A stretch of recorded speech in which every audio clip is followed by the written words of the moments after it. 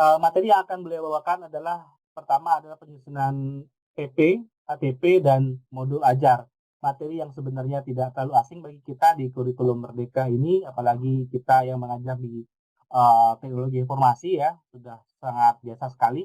Tapi alangkah baiknya kita selalu upgrade ilmu kita. Kebetulan beliau ini salah satu pakarnya yang kami andalkan di Bangka Belitung untuk dalam hal memberikan informasi mengenai ATP, TP, dan modul ini. Untuk waktu dan kesempatannya, Ibu, kami persilakan sampai nanti kita istirahat jam 11 untuk istirahat sholat Jumat bagi kawan-kawan rekan-rekan yang Muslim. Untuk waktu kami berikan seluas-luasnya, Ibu, mulai dari sekarang sampai nanti mudah-mudahan ada waktu tepat kita untuk diskusi ya, Bapak dan Ibu. Silakan Ibu Risma bisa dimulai. Baik, terima kasih Pak Riki. Assalamualaikum warahmatullahi wabarakatuh. Waalaikumsalam warahmatullahi wabarakatuh. Apa kabarnya Bapak Ibu semua? Alhamdulillah baik. Alhamdulillah baik, Bu. Sudah siap ya Bapak Ibu ya kita untuk mengkotak-katik pekerjaan kita. Bagaimana kita pengen menyusun. Kemarin Bapak Ibu sudah menganalisis siapa yang pembelajaran kita gitu ya. Mungkin ada yang mungkin di sini yang masih kebingungan Bapak Ibu, atau kita lanjutkan ke alur tujuan pembelajaran.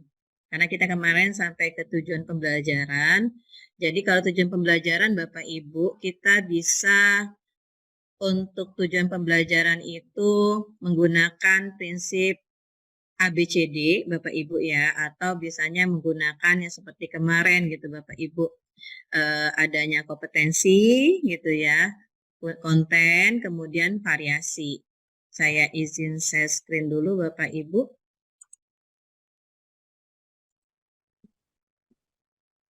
Tampak ya Bapak Ibu ya, share screen saya. Tampak Bu. Ya, baik.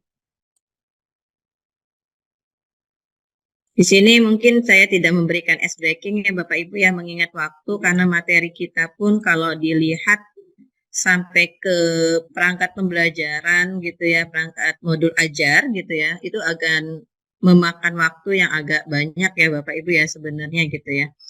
Cuma mudah-mudahan untuk sesi hari ini tercapaikan karena nanti di jam 13.00 kita masuk kepada bagaimana kita mengupas tuntas skema okupasi itu seperti apa, SKKN itu seperti apa.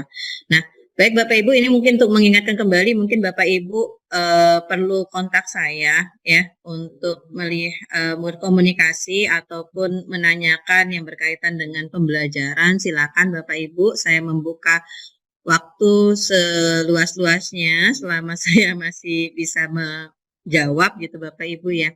Ini kontak saya, kontak HP dan WA saya, kemudian ada sosmed saya, tapi mohon maaf kalau Bapak Ibu melihatnya belum terupdate ya, sudah agak lama saya mengupdatekannya. Nah, baik Bapak Ibu. Dari CP kemarin Bapak Ibu, saya pengen bertanya nih kepada Bapak Ibu, untuk penyusunan ke TP-nya setelah saya berikan contoh ya, seperti kemarin, kira-kira menurut Bapak Ibu ada yang belum dipahami atau kita lanjut ke ATP-nya? Boleh Bapak Ibu? Ya kemantapan gitu ya ketika kita menyusunnya gitu. Silakan.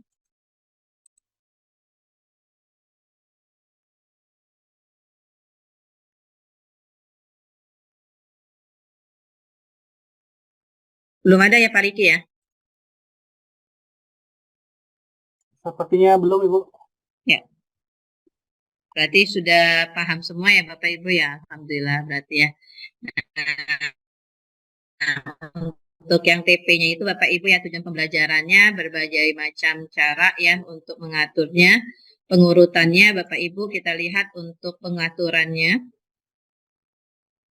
Ya. Nah, ini alurnya Bapak Ibu ya. Tujuan pembelajaran yaitu berupa pengetahuan, keterampilan, dan sikap yang harus dimiliki peserta didik dalam satu atau lebih kegiatan. Kita kemarin sudah ya Bapak Ibu ya.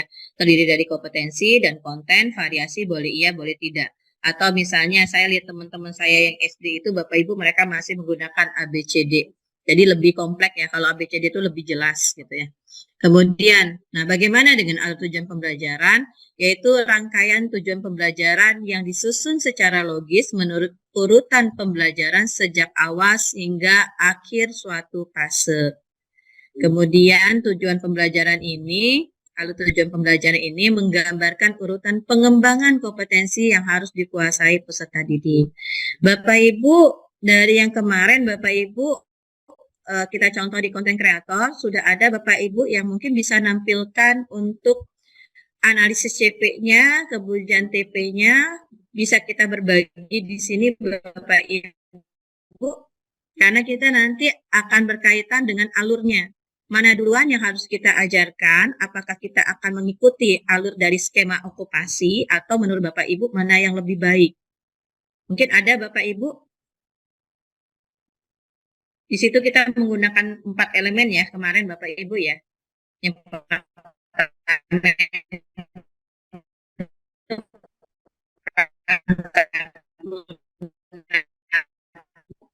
ke karya desain, keempat proses produksinya gitu ya. Nah, gimana Bapak Ibu? Oke, kayaknya belum ada ya Pak Riki ya. Jadi kita lanjutkan aja ya. Iya. Luar biasa Bapak Ibu, bisa semua ya, alhamdulillah. Oke, nah ini Bapak Ibu ya, cara kita mengaturnya gitu ya. Untuk menyusun tujuan pembelajaran menjadi alur tujuan pembelajaran. Pengurutan dari konkret ke abstrak. Bagaimana metode pengurutannya dari konten yang konkret bersifat ke konten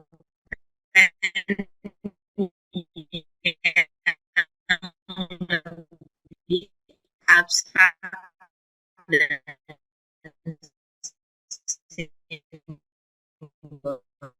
secara objek geometris tersebut. Kalau saya Bapak Ibu ya saling keterkaitan mengajarnya. Jadi ketika ada teori praktek langsung Bapak Ibu. Jadi anak-anak sudah terbiasa ketika mereka pembelajaran teori pada hari yang sama, pembelajaran teorinya hanya 1 JP saja, penjelasan dan bagaimana mereka memahami pengulangan umpan balik gitu Bapak Ibu ya. Setelah itu mereka langsung ke prakteknya. Tergantung dari materi pelajarannya gitu ya Bapak Ibu. Nah, kemudian pengurutan deduktif, metode pengurutan dari konten bersifat umum ke konten yang bersifat spesifik. Contoh mengajarkan konsep database terlebih dahulu sebelum mengajarkan tentang tipe database seperti hierarki atau relasional. Kemudian Bapak Ibu, pengurutan dari yang mudah ke yang lebih sulit. Metode pengurutan dari konten paling mudah ke konten paling sulit, contohnya mengajarkan cara mengeja kata-kata pendek dalam kelas bahasa sebelum mengajarkan kata yang lebih panjang. Kalau misalnya Bapak Ibu melihat bagaimana pembelajaran matematika, kita kasih contoh. Dan dari awal anak-anak mempelajari dulu penjumlahan, baru mereka mengurut ke pengurangan, kemudian perkalian, seperti itu ya. Atau kita dalam pembelajaran kita gitu Bapak Ibu ya, kita ambil contoh di konten kreator, pertama siswa harus mengenali dulu bagaimana mereka mengoperasikan komputer, kemudian bagaimana mereka bisa menggunakan aplikasinya. Misalnya kita kasih contoh Bapak Ibu yang sedang kita gunakan Adobe Premiere. Mereka harus mengenali dulu fitur-fiturnya gitu ya Bapak Ibu ya. Jadi dari pengurutan yang mudah ke yang sulit. Baru mereka akan mengintegrasikan aset-aset yang sudah mereka dapatkan, yang sudah mereka ambil itu ke dalam aplikasi. Nah, seperti itu. Kemudian ada pengurutan hierarki. Metode ini dilaksanakan dengan mengajarkan keterampilan komponen konten yang lebih mudah terlebih dahulu sebelum mengajarkan keterampilan yang lebih kompleks. Contohnya, siswa perlu belajar tentang penjumlahan sebelum mereka dapat memahami konsep perkalian. Nah, pengurutan hierarki juga ya Bapak Ibu ya masuknya. Kemudian ada pengurutan prosedural.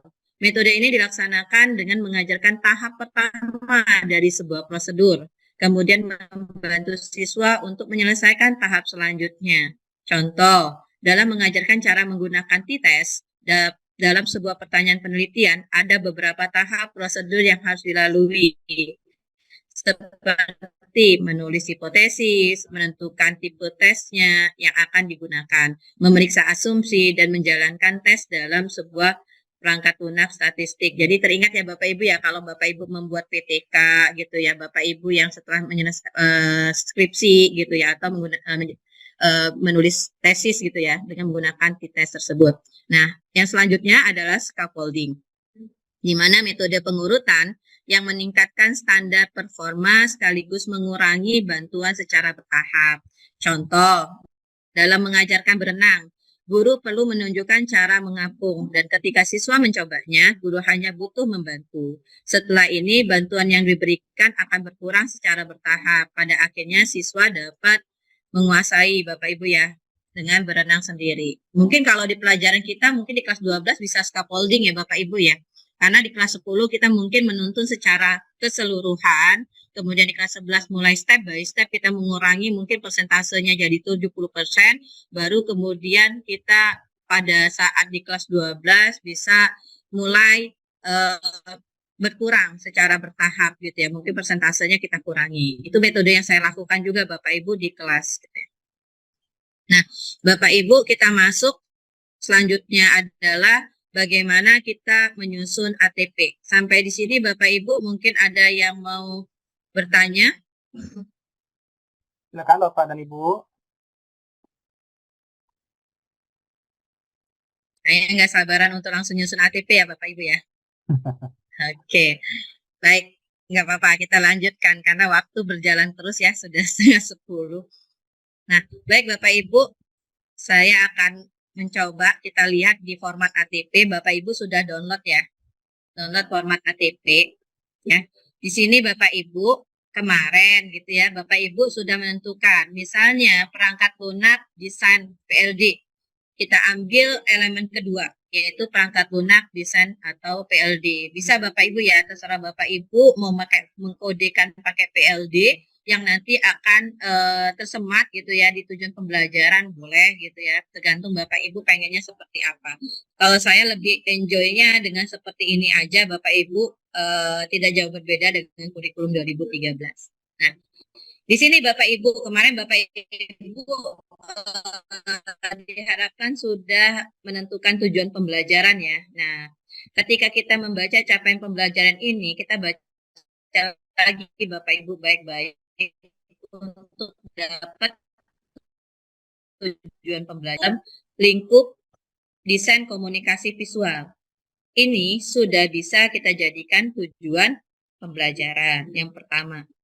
Yang kedua, siswa peserta didik mampu melakukan pembiasaan kerja secara SOP.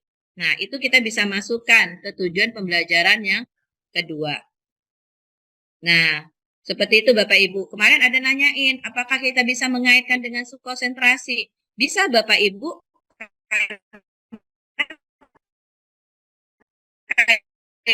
kaitannya dengan jadi judul, jadi mata pelajaran. Bisa juga. Itulah kehebatan kita Bapak Ibu ya, ketika kita diberikan kesempatan memerdekakan gitu ya, kurikulum merdeka, kita bisa menentukan asal Bapak Ibu kita tetap beracuan kepada skema okupasi dan SKKNI-nya. Nah, baik Bapak Ibu, sampai di sini, sampai tujuan pembelajaran sudah bisa ya Bapak Ibu ya. Oke ya, di tujuan pembelajaran sudah aman. Nah, kita lanjut Bapak Ibu, karena kita akan membuat alur tujuan pembelajarannya.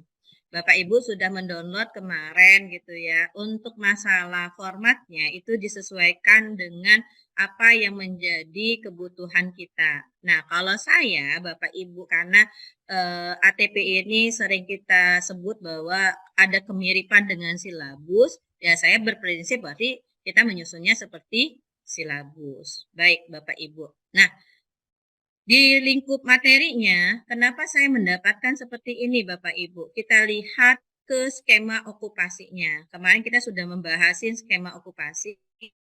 Tampil Bapak Ibu skema okupasinya. Mas. Stop screen dulu. Saya masuk ke skema okupasi. Bapak Ibu buka ATP-nya juga ya, kita sambil. Nah, di sini ya, masuk ya Bapak Ibu ya. Masuk, Bu. Oke, bentar dulu Bapak Ibu.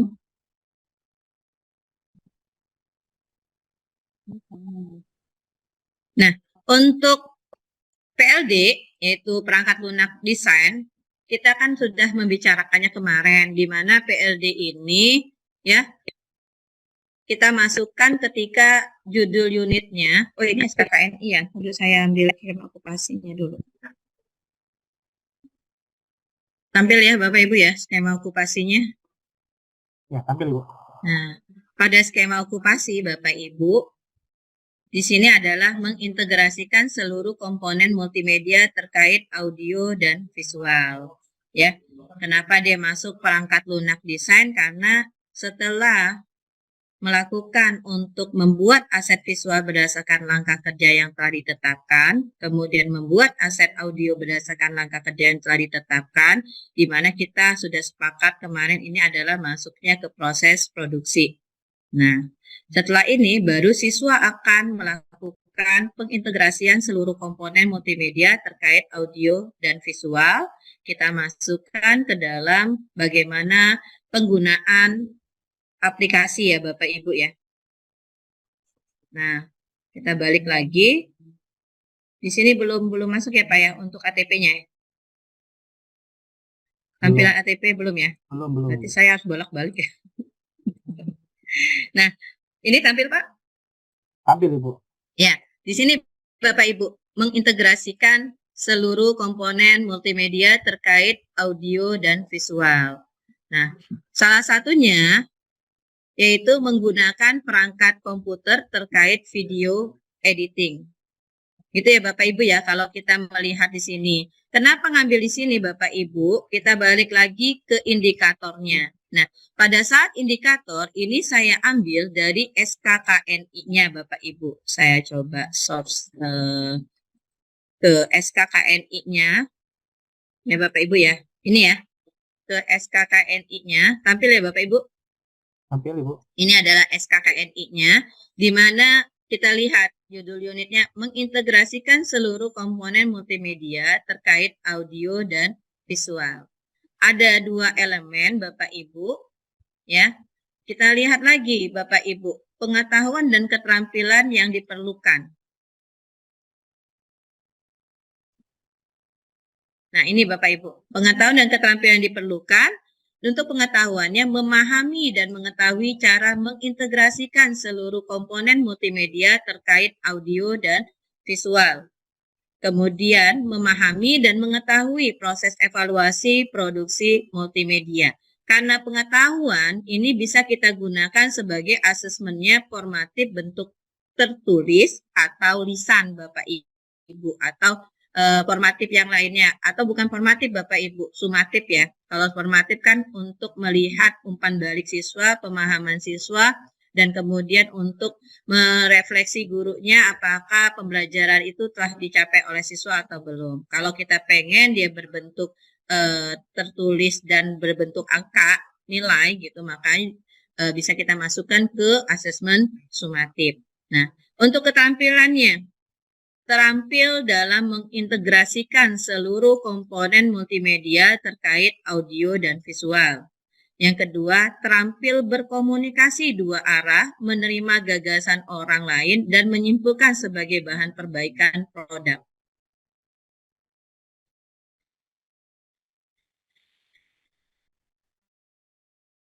Kemudian yang ketiga, terampil mengorganisir data, informasi, cara operasikan komputer, baik untuk keperluan olah data, penulisan maupun presentasi. Nah, di sini Bapak Ibu mampu mengoperasikan komputer. Kalau kita kaitkan dengan CP kita dan skema okupasinya Bapak Ibu, ya, dengan skema okupasinya kita balik ke skema okupasinya, ini adalah berkaitan dengan konten kreator. Nah, Bapak Ibu ya. Sampai di sini Bapak Ibu kita lihat. Kemudian saya coba tuliskan Bapak Ibu ya untuk indikatornya. Seperti ini saya masukkan. Artiannya di sini ada pengetahuan ya. Kemudian di sini ada keterampilannya. Ya, kita tidak lepas ya Bapak Ibu selalu di pelajaran produktif selalu kita mengaitkan antara pengetahuan dan keterampilan. Ibu ya, hanya menggunakan perangkat komputer terkait video editing saja. Kita bisa bahas bersama ya Bapak Ibu ya.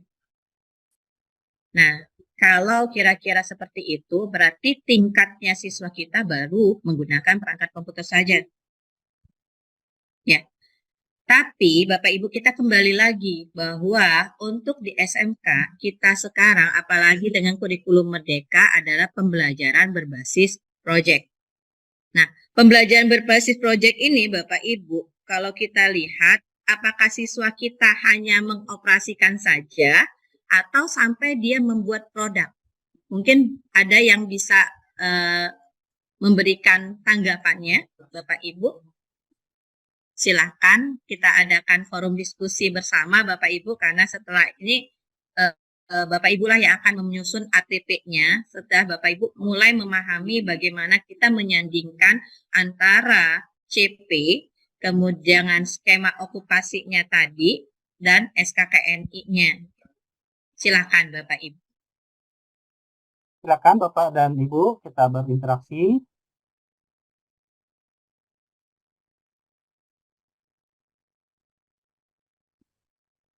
Sambil Bu Risma untuk link absen di kolom chat Bapak dan Ibu silakan disiapkan screenshot sebagai bukti uploadnya.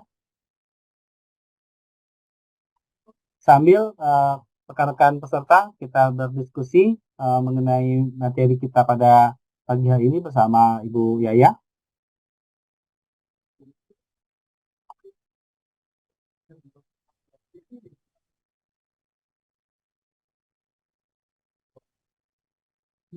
Gimana Bapak Ibu?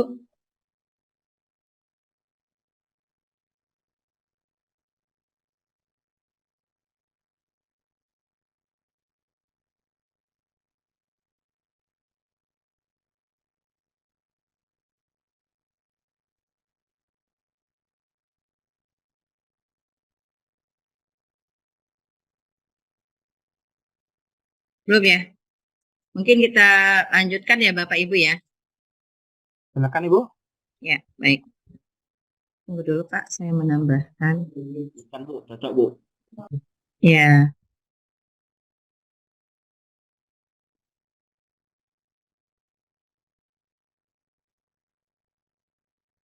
Boleh ya Bapak Ibu ya, saya menambahkan tadi agak terlupakan karena kebetulan Bapak Ibu saya jadi ketua panitia PAS gitu ya, harus hari ini menyelesaikan tanggal 4 udah ulangan gitu ya Bapak Ibu ya. Baik Bapak Ibu, nah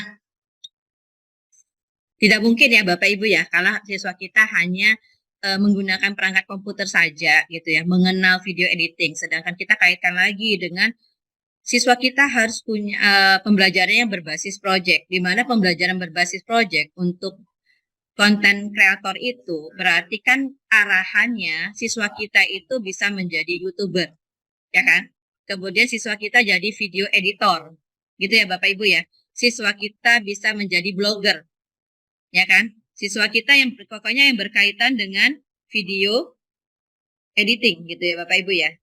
Kemudian Bapak Ibu, siswa kita juga bisa menjadi konten kreator. Arahannya kan seperti itu ya Bapak Ibu ya. Berarti ada produk yang harus dihasilkan gitu ya Bapak Ibu. Nah, kemudian berarti Bapak Ibu, di sini Bapak Ibu bisa nyebutin, bisa ya, mampu mempersiapkan materi sesuai dengan format yang diinginkan. Kenapa saya menambahkan ini Bapak Ibu? Karena kita pada saat Bapak Ibu siswa, coba saya tampilin dulu ya yang untuk SKKNI-nya, skema okupasi lah ya. Nah, ketika ini Bapak Ibu, pembelajaran sebelumnya adalah membuat aset visual. dan aset audio. Begitu ya Bapak Ibu ya, membuat aset visual, aset audio. Nah, kalau membuat aset visual dan aset audio, berarti kan mereka melakukan pengambilan gambar bergerak gitu ya Bapak Ibu ya. Seperti itu. Oke. Artiannya Bapak Ibu, berarti kan siswa ya mempersiapkan bahan-bahannya, kemudian format yang diinginkan. Kalau misalnya Bapak Ibu pasti sudah ingat kembali, mungkin yang pernah mengajar TVAP, teknik pengolahan audio dan video gitu ya. Pasti ada pembelajarannya bagaimana siswa menentukan formatnya, apakah dia mau pakainya AVI gitu ya, atau MP4 gitu kan, atau WAV gitu kan, atau yang lain-lainnya MPEG gitu ya, yang disesuaikan gitu kan. Nah, itu sudah gitu Bapak Ibu ya. Sampai sini bagaimana Bapak Ibu? Semakin dipahami Bapak Ibu untuk lingkup materinya? Paham, Bu. Ya, baik kita lanjutkan ya Bapak Ibu ya. Kemudian kita lakukan penurunannya Bapak Ibu. Setelah siswa bisa memahami format-formatnya, ketika Bapak Ibu masih ingat ya ketika kita menggunakan contoh lah ya, Adobe Premiere, saya mengajak Bapak Ibu mengenang atau mengingat atau yang sedang mengajar di TVAV atau mengajar di videografi gitu ya. Tampilan minimal yang kita gunakan Adobe Premiere lah Bapak Ibu ya. Kalau misalnya Filmora, KineMaster atau yang lainnya gitu ya, mungkin lebih simple ya. Nah, ketika itu kan siswa kita kan sudah mengenal ya fitur-fiturnya seperti apa, kemudian formatnya. Baru mereka akan melakukan penyuntingan audio dan video sesuai dengan tuntutan naskah. Kenapa dengan tuntutan naskah Bapak Ibu? Jadi kita arahannya kan mereka mau jadi konten kreator, YouTuber. Berarti kan harus terarah, harus punya naskah gitu ya Bapak Ibu ya. Naskah itu dapatnya dari mana? Dari tahap praproduksi gitu ya. Dari tahap praproduksi kan kita akan kelihatan Bapak Ibu bahwa siswa kita sudah menyiapkan naskahnya. Kemudian pada tahap produksinya berarti siswa melakukan pengambilan gambar bergeraknya. Nah, kalau bisa kita katakan ini adalah kita menggunakan perangkat lunak desain ini kan pada saat pasca produksi. Seperti itu ya Bapak Ibu ya. Jadi kita masukkan lingkup materinya adalah menyunting audio dan video sesuai dengan tuntutan naskah. Sampai sini gimana Bapak Ibu? Lanjut. Untuk CP, Bu. Ya, CP-nya. Ya, kemarin maaf mungkin saya ketinggalan. Ketika Gimana? CP itu okupasinya kita milih ke konten kreator junior. Mengapa tidak memilih junior operator desain grafis? Ya. Mungkin ada. Oke Pak. Jadi Pak, kita itu kan untuk DKV-nya itu saya coba tampilin ya. Saya izin dulu sebentar Pak. Kita tampilin bagaimana. Tunggu dulu Pak. Saya coba tampilkan. Nah, ya Pak ya, dulu di mana saya menyimpannya.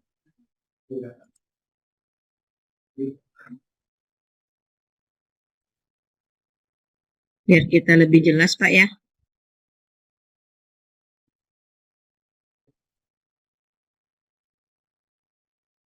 Nah, kita bicara dengan pemetaan atau sandingan ya Pak ya.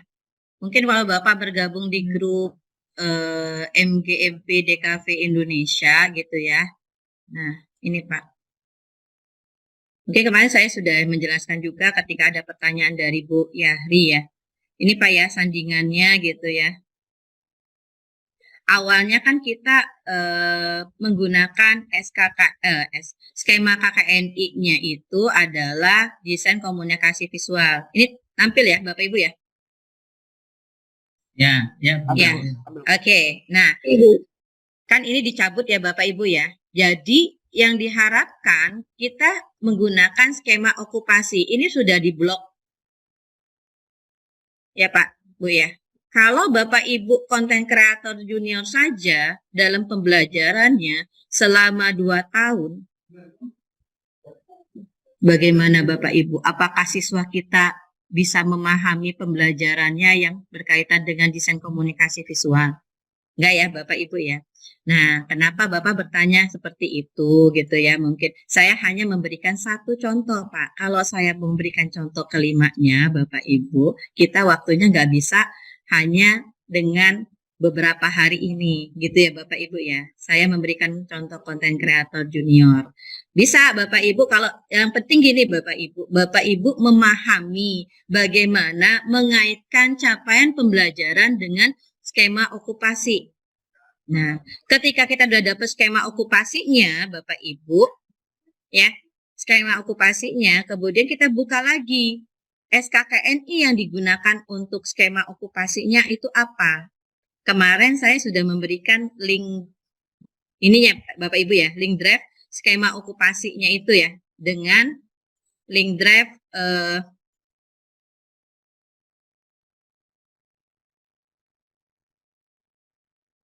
ini ya Bapak Ibu ya, SKKNI-nya.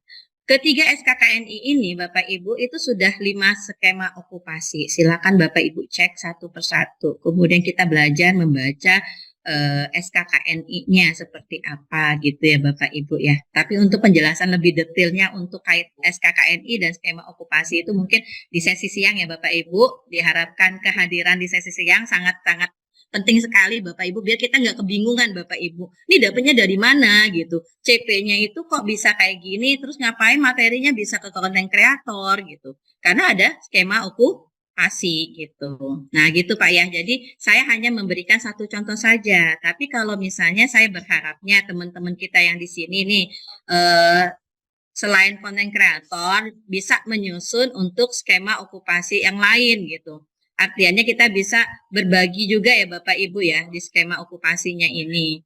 Nah, ada 5 ya. Seperti itu. Saya mengambil contohnya untuk konten kreator junior saja. Gitu. Gimana Pak Amron?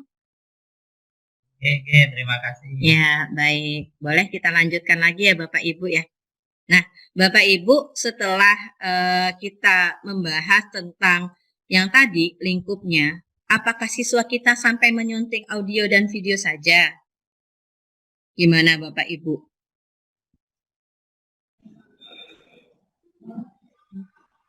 Rendering.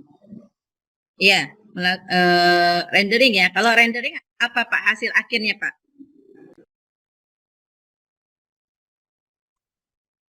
Setelah rendering hasil akhirnya apa Pak? Video. Ya, video. Berarti kan siswa kita adalah mereka pada akhirnya mereka akan dapatkan satu video yang nanti akan mereka upload.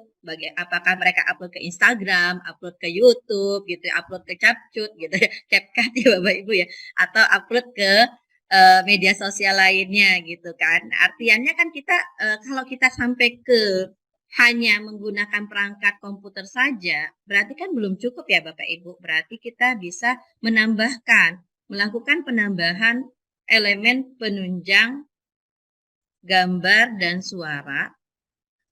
Ini Bapak Ibu sebenarnya kita ketika menyusun KTP ini, kita coba buka lagi di kurikulum 2013-nya.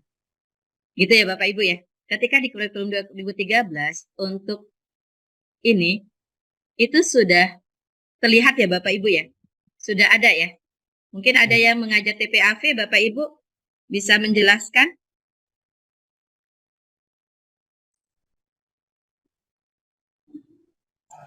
Ya ada sih Bu, sebenarnya.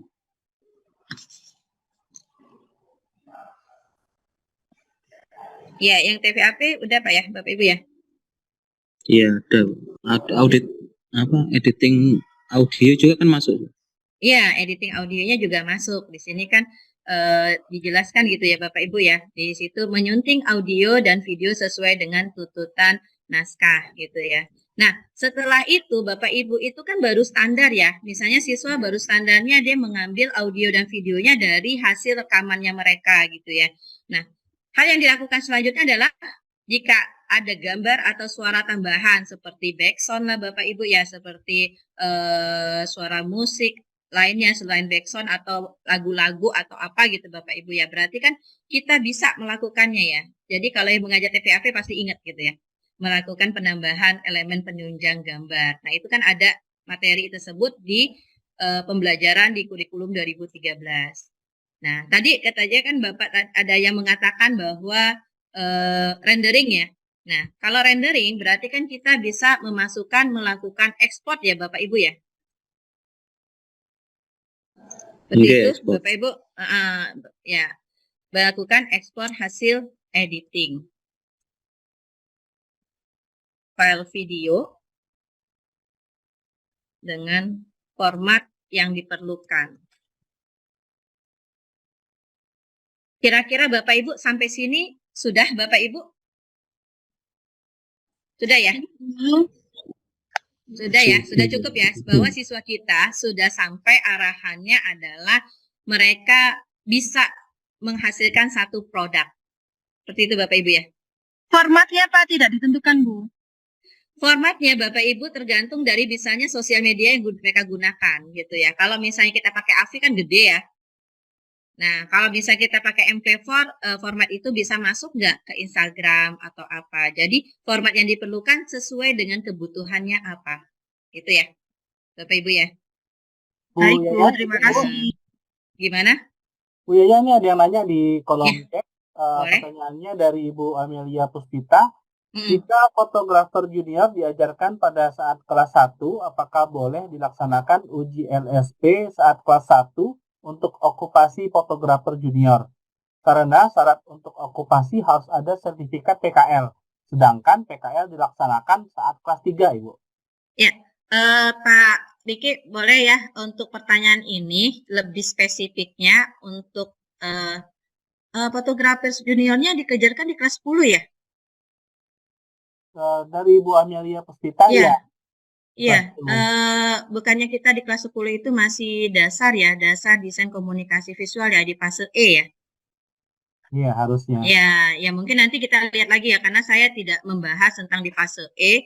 Yang di fase F memang ada pembelajarannya fotografi, tetapi kalau kita melihat fotografinya itu adalah bagaimana mereka menggunakan belum sampai ke mungkin guru yang mengajar di fase E yang lebih tahu ya, karena saya tidak terfokus ke situ ya. Tapi untuk masalah bagaimana pengujiannya, mungkin nanti di sesi siang Bu Amelia bisa disimpan dulu ya untuk jawabannya yang lebih mumpuni lah untuk membahas tentang LSP dan bagaimana ujinya gitu ya. Kemudian bagaimana kaitannya dengan PKL-nya mungkin bisa nanti dibahas di sesi siang. Seperti itu ya Pak Diki ya.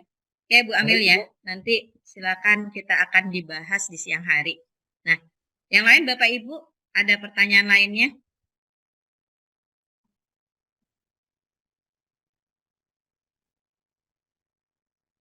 Silakan Bapak dan Ibu yang ingin bertanya boleh di kolom chat, nanti kami bacakan, atau bisa juga menggunakan raise hand, fitur raise hand, atau bisa juga langsung dengan menyalakan tombol mikrofonnya. Silakan Bapak dan Ibu peserta. Ya Bu, saya dari Boleh. SMK Palembang. Ya, silakan Bu. Saya mengajar di kelas 10 Bu, DKP. 10 DKP ini saya di elemen E ya.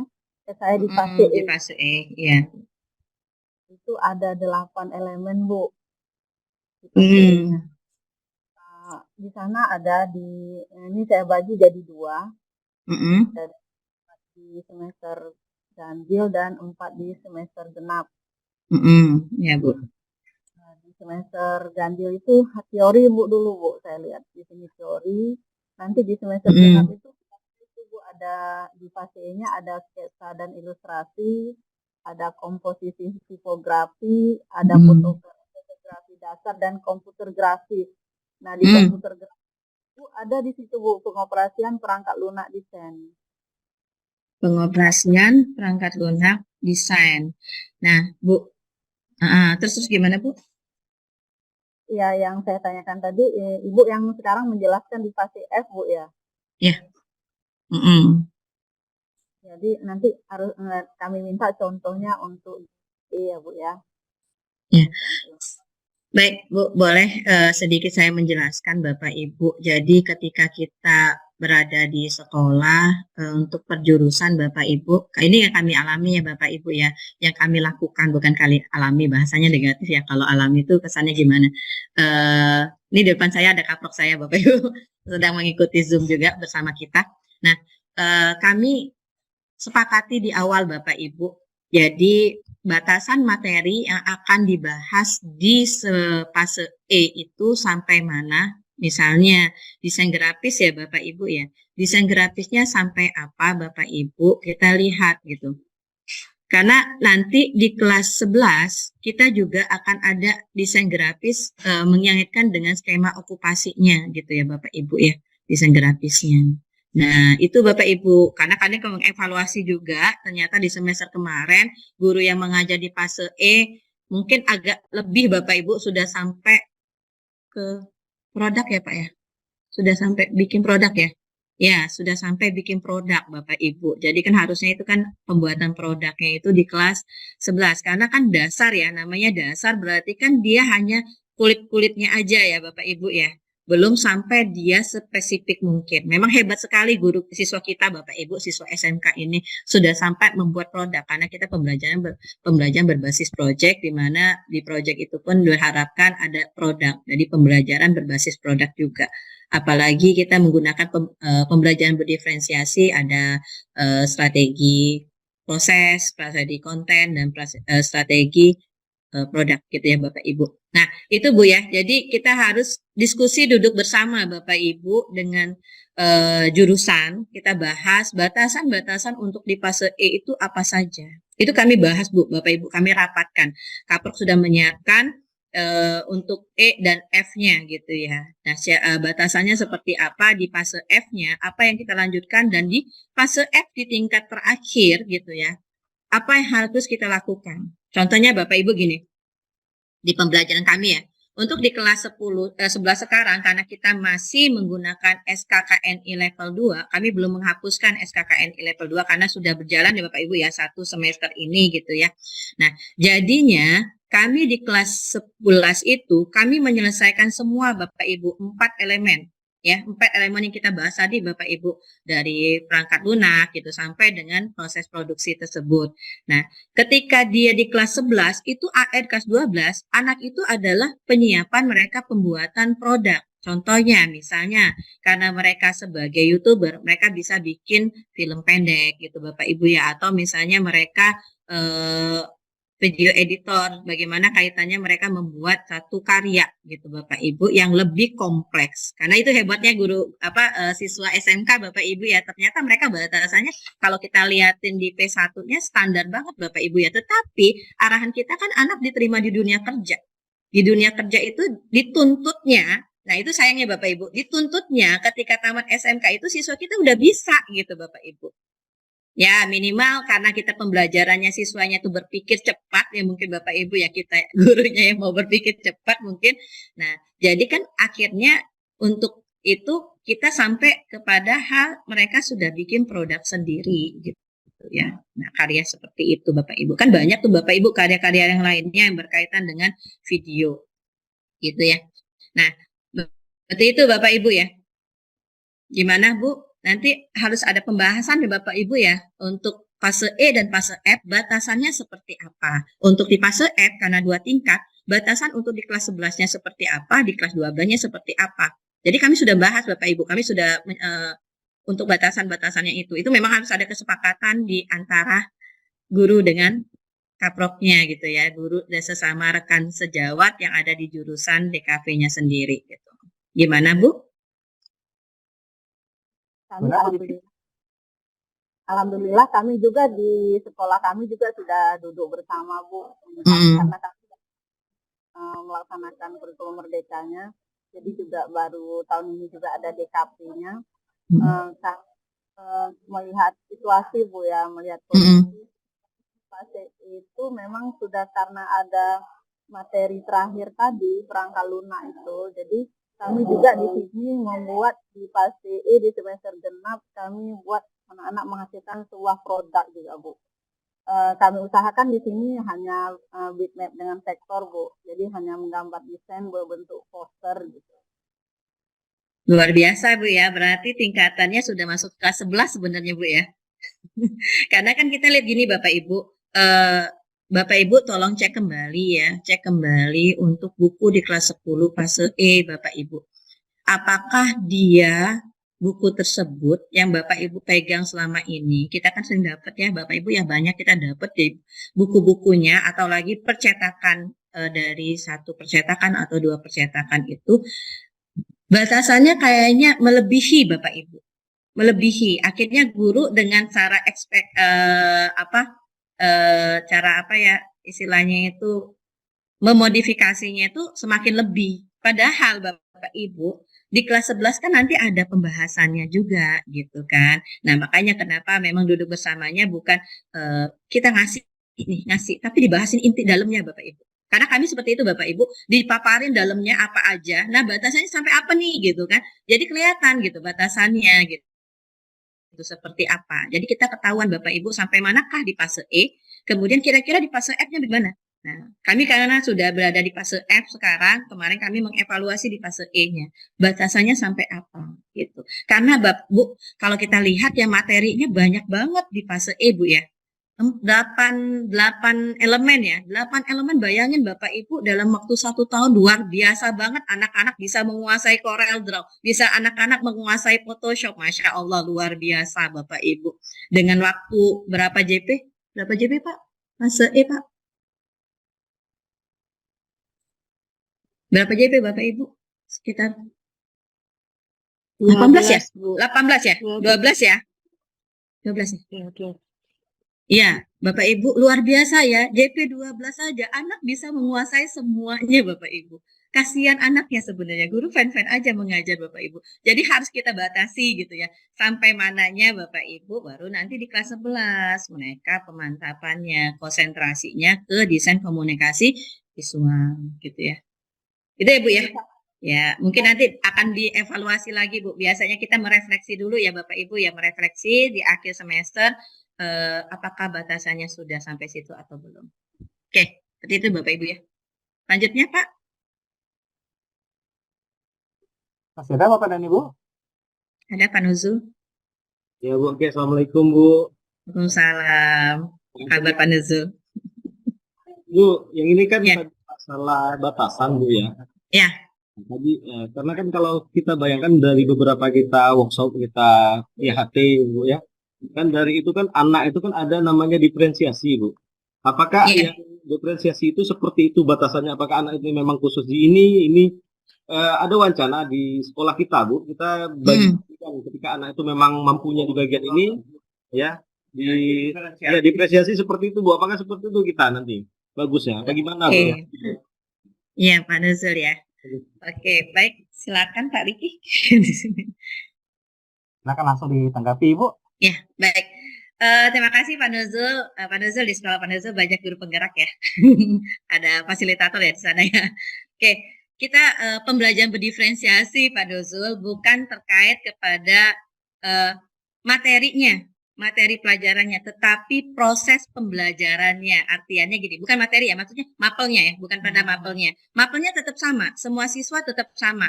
Kalau misalnya di fase E itu ada 8 elemen yang digunakan, semuanya tetap sama, tetapi pada saat kita menstrategikan pembelajarannya, apakah misalnya materi tadi gimana Bu, desain grafis, desain grafis, apa namanya, bahas nama elemennya Bapak Ibu? Saya tidak memegang itu sekarang. Ya, misalnya desain grafis dasar ya, namanya desain grafis dasar. Materi namanya tetap sama, tetapi cara kita mengantarkan ke siswanya itu dalam bentuk materinya, itu yang namanya diferensiasi itu adalah materinya itu apakah anak kita menyiapkan bentuknya video, ya, bentuknya infografis, bentuk yang lainnya juga atau portofolio gitu ya Bapak Ibu ya, atau misalnya bentuknya web, anak membaca, atau misalnya anak langsung ke tempat industri. Nah, tergantung ya materinya apa gitu ya. Nah, itu untuk kontennya. Bagaimana prosesnya? Siswa diberikan kebebasan untuk mereka membuatnya seperti apa produknya gitu ya. Yang jelas artinya ketika produknya kan akhirnya kan ada perbedaan-perbedaan ya. perbedaan-perbedaan produk. Ada yang misalnya desain grafis itu kaitannya anak bisa membuat poster, anak membuat leaflet, anak membuat booklet.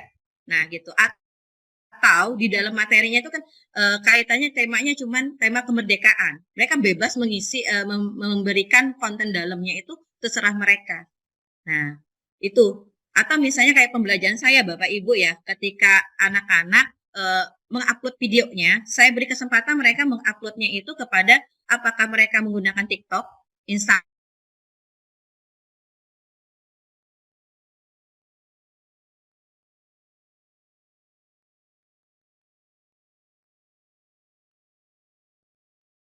Baterainya habis dulu. Kita tunggu sebentar Bapak dan Ibu. prosesnya kita dalam mempersiapkan dari konten, proses sampai ke produknya seperti itu. Oke, silakan Pak Diki. Nah, tadi videonya sempat macet Ibu, silakan dilanjutkan Bu. Yang mana nih Pak? Sampai yang mana nih Pak? Saya penjelasannya panjang Pak.